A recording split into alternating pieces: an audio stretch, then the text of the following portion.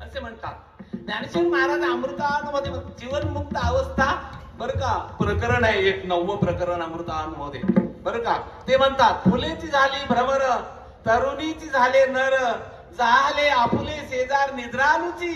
म्हणतात फुलेची झाली भ्रमर, फुलामध्ये भ्रमर जातो तिथं तो सुगंध आणि त्याच्यामध्ये असलेला एक बिंदू मधाचा प्राचीन करतो. पण तो भ्रमरच जर फुल झाला जर तर आनंद गेला, फुल खाण्याचा आनंद गेला. गुलाबजाम खाण्यामध्ये खरी मजा आहे का गुलाबजाम होण्यामध्ये? बोलता का? खाण्यामध्ये. म्हणून गुलाबजामचा ताट आपल्या समोर पाहिजे आणि आपण त्याच्या पुढे असलो पाहिजे आणि खायला भूक असली पाहिजे. या सगळ्या गोष्टी पाहिजेत, लागतात त्याला. फुलेची झाली भ्रमर तरुणीची झाले नर. बर का. एखादा विषयी मनुष्य आहे बर का, स्त्रीचा संबंध त्याला पाहिजे, पण तो पुरुष स्त्री झाला तर ज्ञानवाराय बोलतात. म्हणून मी बोलतो तरुणीची झाले नर झाले आपले शेजार निद्रानुची. किंवा एखादी विलासी मनुष्य आहे त्याला गादीवर झोपायला बरं फार मजा येते, पण तोच जर गादी झाला जर तर आनंद गेला, आनंद नाही आहे. त्याप्रमाणे ही जी स्त्री आहे ही महान आहे, तिला भजन पाहिजे. भजनामध्ये तो आनंद आहे. तो आनंद इकडे नाही, वारीला येऊन बघा. वारीला चालत पंढरपूरच्या आळंदीतून जायचं तिकडून, मग बघा तुम्ही बस असं वाटतं की कधी आषाढ महिना येतो आणि कधी एकदाचा निघतो असं वाटतं. इतका तो आनंद असतो.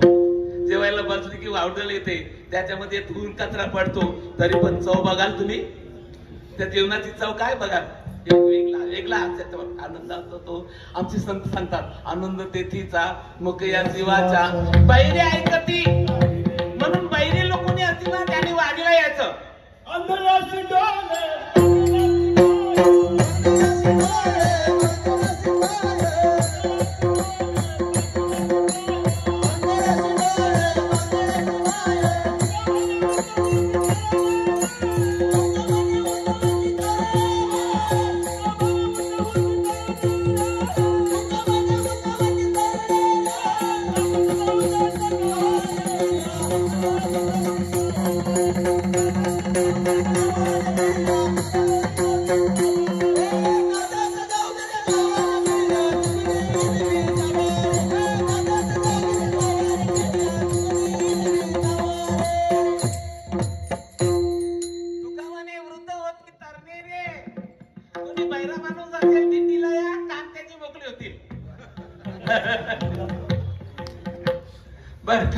आंधळा माणूस असेल त्याला नजर येईल.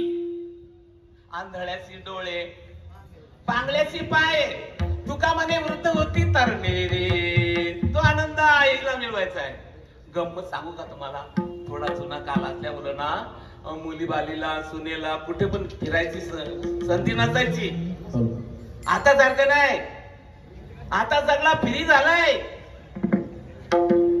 बस ज्याला चांगलं जीवन जगायचं आहे, सुख मिळवायचं आहे, त्याने या मर्यादा पाळल्या पाहिजे. स्त्रियांसाठी शास्त्रामध्ये असं म्हटलंय पानम दुर्जन संसर्ग पत्याचे विरहा नटम.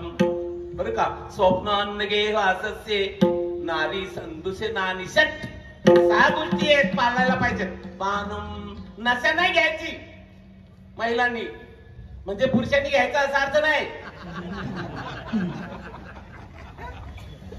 दुर्जन संसर्ग, दुर्जनाची संगती नाही करायची. आपल्याला माहित आहे ना हा माणूस चांगला नाही म्हणून त्याच्यापासून दूर राहायचं. पत्याचे विरह, पतीपासून बरं का दूर नाही व्हायचं. अनटनम, एकटीने नाही फिरायचं. दुसऱ्याच्या घरी झोपायचं नाही वडिलांच्या शिवाय. वडिलांच्याच घरी झोपायचं. मुक्कामाला वडिलांच्याच घरी राहायचं. दुसऱ्या कोणाच्या घरी मुक्कामाला नाही राहायचं. जर पाहिजे असेल सुख तर. स्वप्न अन्य वा सत्य, दुसऱ्याच्या घरी जाणं. नारी संदुषे नानी सट ह्या 6 गोष्टीवरती आहेत. म्हणून तिला बंदी होती. या अभंगामध्ये जी स्त्रीचं वर्णन करतात ना ज्ञानचंद महाराज, ही भाषा रूपकाची भाषा आहे बरं का. त्याला शास्त्रीय साहित्यामध्ये रूपकाची भाषा बोलतात. तेव्हा ही अभंगातली स्त्री आहे ना, या स्त्रीला देवाकडे जाऊ देत नाही त्यांच्या घरातली माणसं, जुना काल असल्यामुळं. पण तिने या संसारावर विजय मिळवलेला असल्यामुळं तिला ती कुठे नो एंट्री नव्हती. फ्री होतं तिचं जीवन. देवाला एकदा सावलंसा केला की तो मनुष्य जगामध्ये फ्री होतो. बस कुठे पण जाऊ शकतो तो. आमच्या मीराबाई बस मीरा गली गली हरी गुण गाणे लगी, गली गली मध्ये भजन करत होती, फ्री झाली ती. असं आहे. त्याप्रमाणे तिला बंधन होत, तू कुठे नाही जायचं म्हणून. बस देवाला सोडून. सांगू आपल्याला गंमत, देवाला तिने पती मानला होता. देवाला पती मानण्याचा सगळ्या स्त्रियांना अधिकार आहे, हक्क आहे. शास्त्रामध्ये असं म्हटलंय, श्रीपती, यज्ञपती, प्रजापती, धरापती, धियांपती, लोकपती, पतीर गती चांद कृष्णी सातुताम प्रसिद्धताम मे भगवान सताम पती. श्री म्हणजे लक्ष्मीचा पती, श्रीपती, यज्ञाचा पती, प्रजेचा पती, धरा म्हणजे पृथ्वीचा पती, धिया म्हणजे बुद्धीचा पती, तिन्ही लोकांचा पती, पतीर गती चांद कृष्णी. बरं का, चांद कृष्णी यादवांच्या 3 घराण्यामध्ये तो एकमेव सगळ्यांचा पती आहे. आणि विशेष म्हणजे तो तुकाराम महाराजांचा आणि ज्ञानदेवांचा पती आहे. ज्ञानदेव बोलतात ऐका, दुर्लंबूला केला गे